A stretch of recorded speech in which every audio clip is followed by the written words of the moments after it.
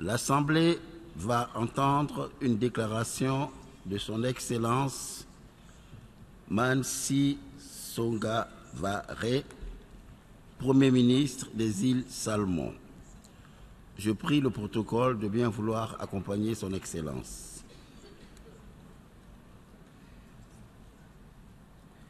J'ai le grand plaisir de souhaiter la bienvenue au Premier ministre des îles Salomon, son Excellence Manasseh Sogavare. Je l'invite à prendre la parole devant l'Assemblée générale.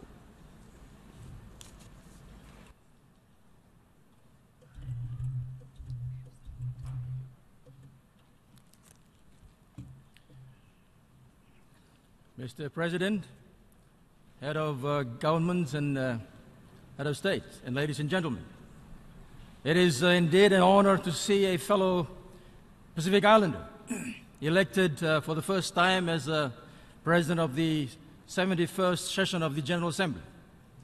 His Excellency Peter Thompson brings to the position his experience, personality, and leadership qualities that are known to this hall. Solomon Islands assure you, Mr. President, of our support and cooperation during your term in office, and look forward to working with you on our common agenda as one of your vice presidents.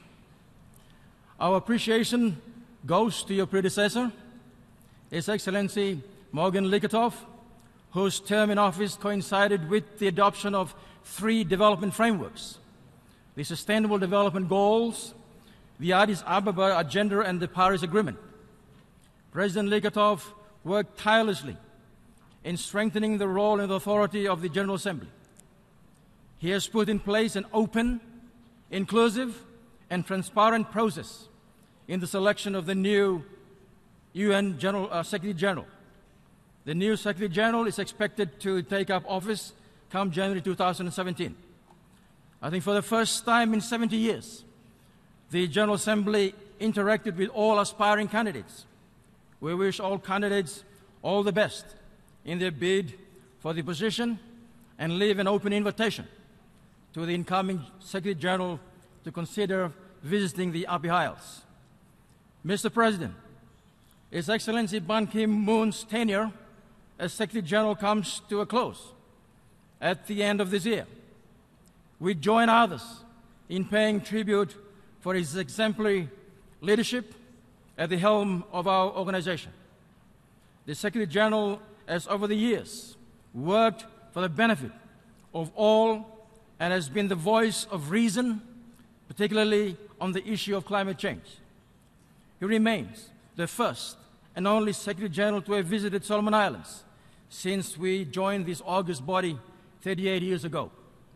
It was also under his term that the UN country presence in Solomon Islands was upgraded.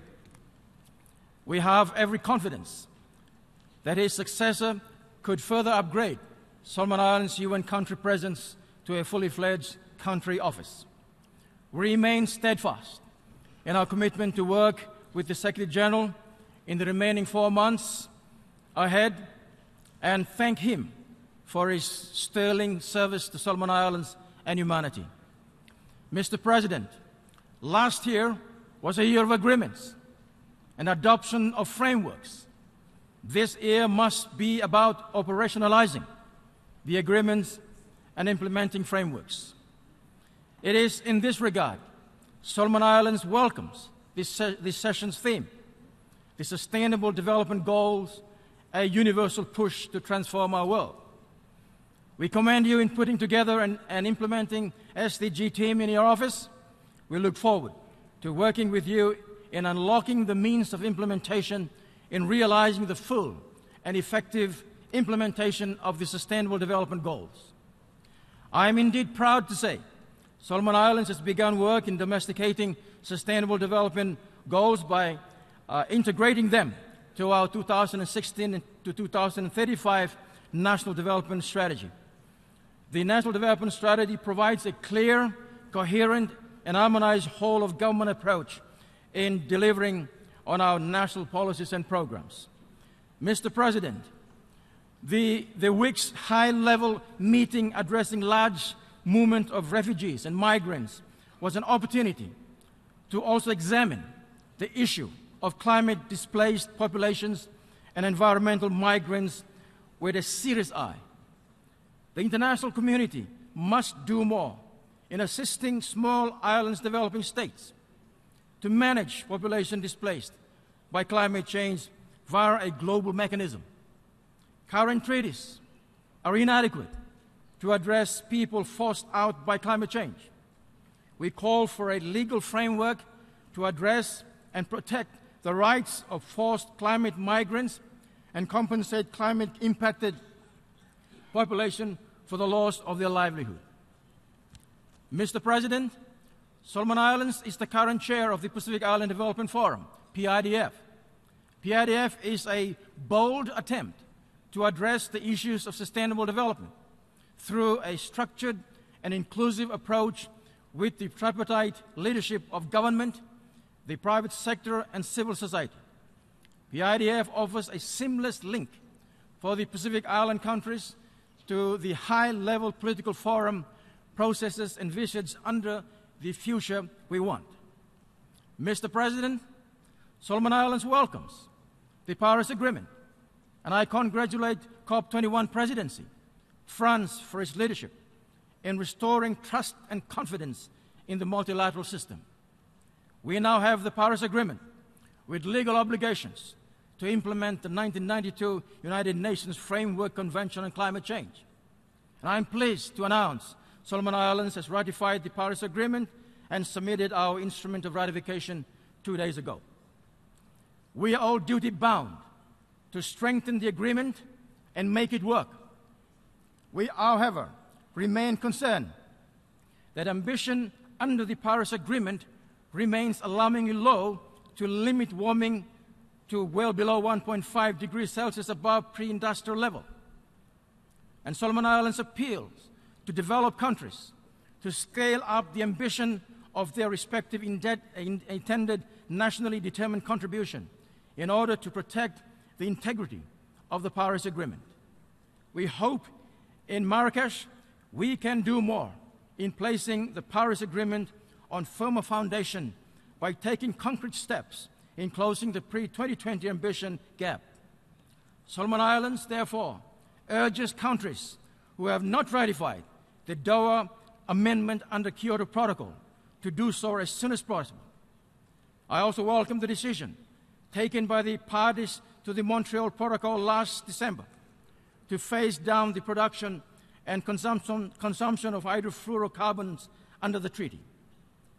We hope big emitters in industrial countries see the urgency of preventing a runaway climate change and ratify the Paris Agreement, and albeit its early entry into force. Mr. President, this year, scientists reported that 5 of our islands were claimed by the sea due to human-induced sea level rise, with 6 others severely eroded. The acceleration of sea level rise and ocean acidification remains serious concern for us. Delaying action to tackle climate change comes at a cost, and we in the SIDS, small island development states, and the least developed countries are unnecessarily put in harm's way by the lack of commitment to act by some.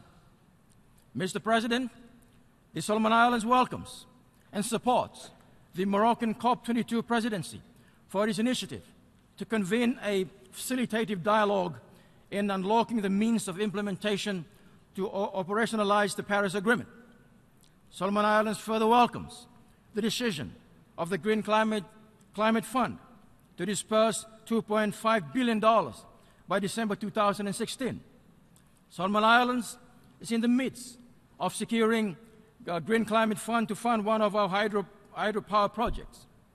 We remain grateful to partners like Japan, United Arab Emirates, Italy, and the Republic of China for their ongoing renewable energy assistance to Solomon Islands.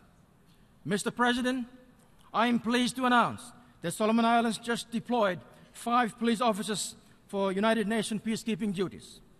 We intend to step up on our global responsibility and send more officers to other missions abroad in the near future. On the regional front, Solomon Islands registers its gratitude to all 15 Pacific Island Forum members, including Australia and New Zealand, for their steadfast partnership and commitment to Solomon Islands over the last 13 years. The Regional Assistance Mission to Solomon Islands, RAMSI, is winding down, and will exit in June 2017. Solomon Islands is engaging with various partners, including Australia and New Zealand, on post-RAMSI arrangements. Mr. President, Solomon Islands remains committed to Sustainable Development Goal 16. We have conducted national reconciliation outreaches, and would like to thank the United Nations for availing Peace Building Fund for utilization in Solomon Islands.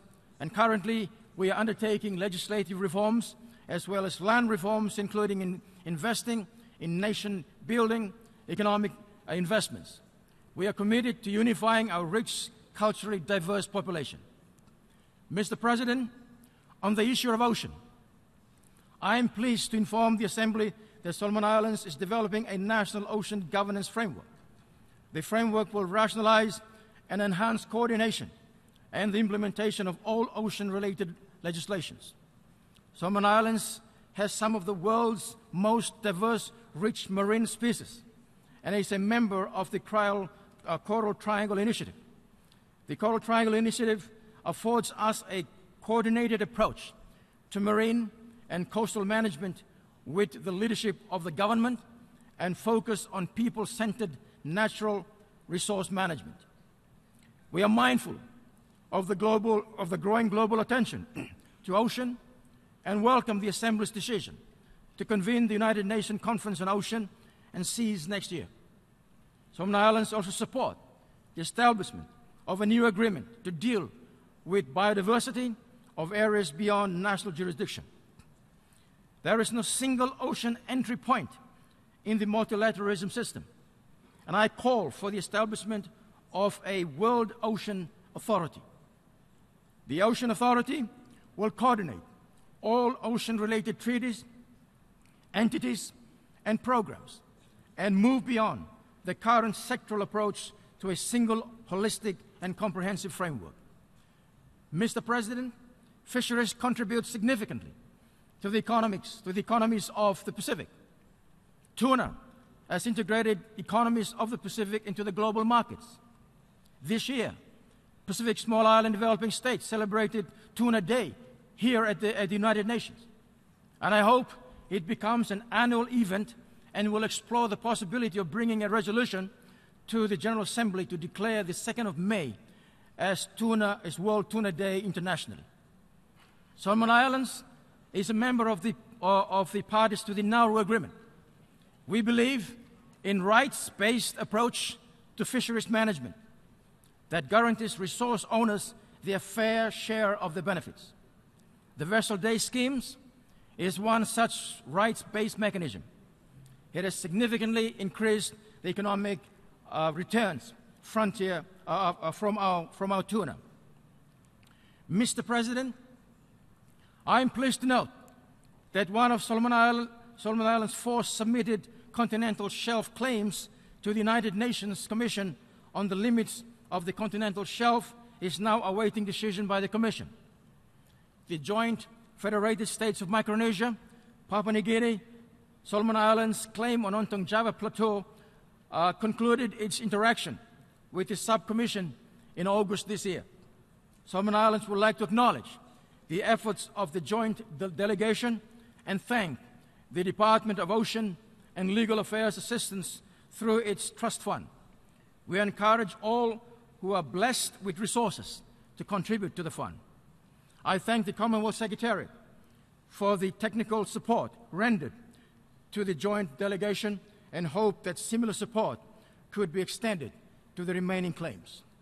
Mr. President, Solomon Islands recognizes the fundamental rights of Taiwan's 23 million people to participate meaningfully in the United Nations specialized bodies.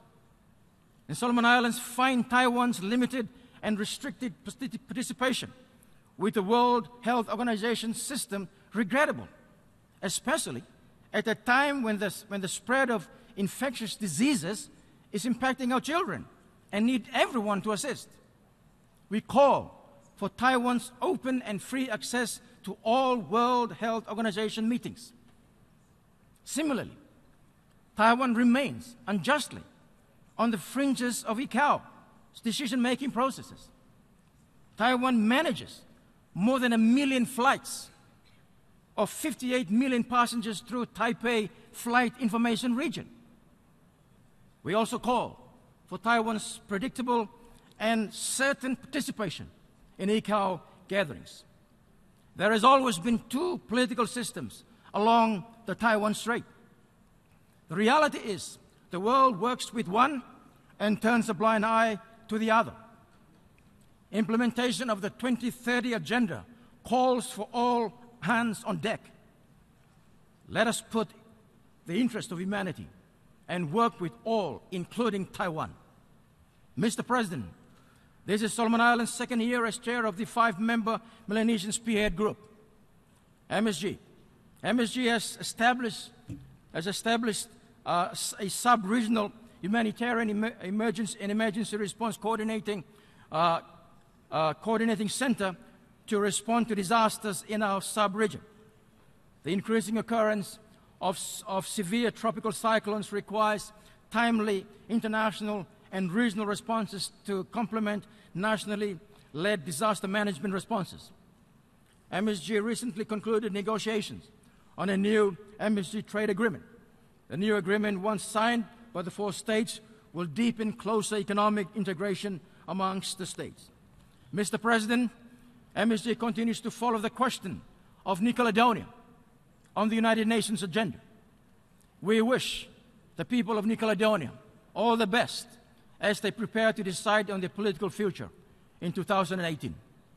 Solomon Islands reaffirms its support for the inalienable right of the people of the territory of French Polynesia, pursuant to annual resolutions of the General Assembly beginning in 2013. And Solomon Islands continues to request the administrating power to work and cooperate with the United Nations Special Committee on the question of French Polynesia and hope a C-24 visit will happen soon. Mr. President, Solomon Islands is gravely concerned about the human rights violation against Melanesians in West Papua. Human rights violations in West Papua and the pursuit for self-determination of West Papua are two sides of the same coin. Many reports on human rights violations in West Papua emphasize the inherent corroboration between the right of self-determination that results in direct violation of human rights by Indonesia and its attempts to smother any form of opposition. The principle of sovereignty, Mr. President, is paramount in any institution whose core rationale is the respect for sovereignty. Now, if the jurisdiction of sovereignty rests on a series of decisions that are questionable, then there is a case to challenge the legality of the argument of sovereignty, as is the case of the New York Agreement and the Act of Free Choice. Solomon Islands adds its voice to those of other member countries and civil society organizations who are concerned about human rights violation in the Papua and West Papua regions of Indonesia. As the chair of the Melanesian Spearhead Group, that includes Indonesia as an associate member and the United Liberation Movement of West Papua as an observer, Solomon Islands affirms the need for constructive engagement with Indonesia and looks forward to cooperating with Indonesia to address the violation of human rights in West Papua. Mr. President, Solomon Islands welcomes the restoration of relations between Cuba and the United States of America. Solomon Islands continues to call on its friend and partner, the United States of America, to work towards completely lifting the embargo. On South-South cooperation, I would like to register my appreciation to Cuba for the medical scholarships offered to our students. And I'm pleased to see the growing number of graduates returning to serve our people. Thank you very much. Mr. President, the Beijing program of action remains a source of guidance and inspirations on gender equality and gender empowerment. Solomon Islands remains committed to the full, effective, and accelerated implementation of the program, which would enable the realization of gender goals and targets under these Sustainable Development Goals. In April of this year, my government welcomed the entry into force of the Family Protection Act. My government's continued legal reform program will result in laws that complement the functions of the Act. Mr. President, reform of the United Nations Security Council remains elusive. We urge you to build on the work carried out in the last session in making the Council more accountable, representative, and transparent. Solomon Islands and fellow SIDS continue to seek a dedicated seat for small islands developing states in the non-permanent SID category in the Council.